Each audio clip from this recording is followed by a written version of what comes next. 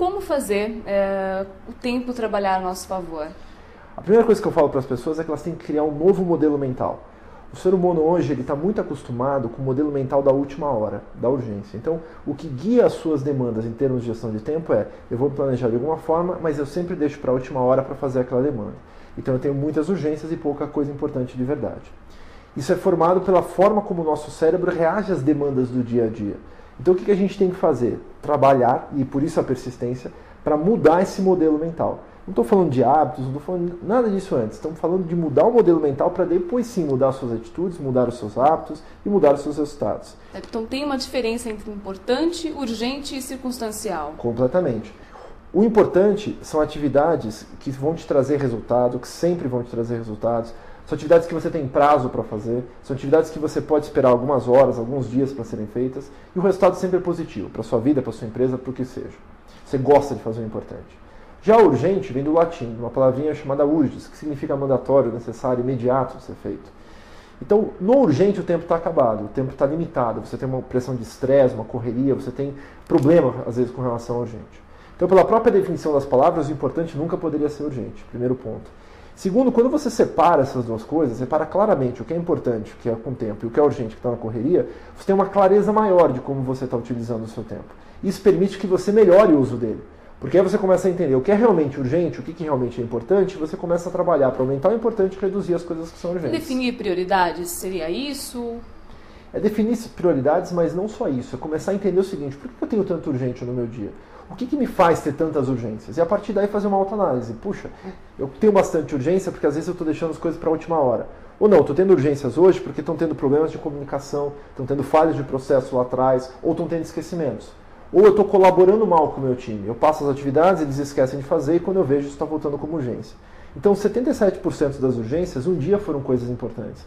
Mas pela negligência das pessoas acabou se transformando numa última hora, numa coisa urgente. Sempre vai ter, então, uma causa, um motivo para a pessoa ter essa falta de tempo? Em 77% das urgências, sim.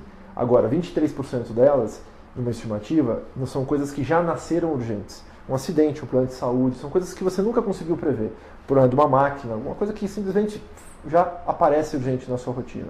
Então aí são coisas que você tem que saber lidar. E a terceira classificação é o que a gente chama de circunstancial, que diferente do importante e do urgente, são atividades que elas simplesmente não geram retorno. É completo desperdício de tempo na sua rotina. Certo, mas no mercado financeiro, né, onde tempo é dinheiro, tempo é escasso, como fazer então esse tempo render de forma saudável, né, e produtiva, principalmente? Bem, acho que a primeira coisa é você acalmar um pouquinho a mente. Hoje eu vejo muito home brokers, muitas pessoas ligadas a todo momento aí no mercado financeiro e às vezes eles geram já essa mente ansiosa, porque o próprio mercado financeiro tem essa dinâmica, é normal isso. Então o que a gente tem que fazer? Ok com relação ao mercado, mas não leve essa sua mente altamente ativa para as suas atividades diárias. Você tem que saber se planejar e saber priorizar essas demandas em função do que a gente está falando. Então a dica é, utilize alguma agenda, um caderno, um software online, seja o que for, a gente tem várias opções aí no mercado hoje. Tudo que você tiver para fazer, você vai planejar no mínimo 3 dias para frente. Então não adianta querer planejar o dia de hoje, o dia de amanhã, isso não funciona, isso não existe. O planejamento é sempre futuro. Então se hoje for segunda, planeja terça, quarta e a quinta, no mínimo para você.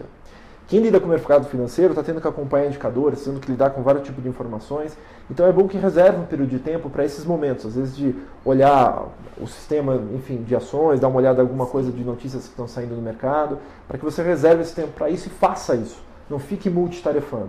Uma coisa errada que as pessoas fazem é multitarefar. Começa a ver uma coisa, daqui a pouco estou vendo e-mail, daqui a pouco estou vendo outra. E as pesquisas, muito comum.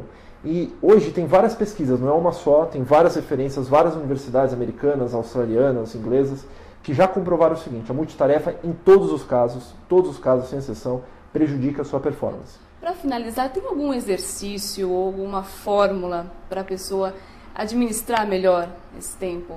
A dica é a seguinte: está surgindo uma demanda, está surgindo uma atividade, ao invés de sair fazendo ou se desesperar, faz o seu cérebro fazer o seguinte: pensa na atividade, escreve essa atividade, ou digita, ou coloca numa forma que você possa priorizar e visualizar isso, e dá uma ordem numérica para fazer essa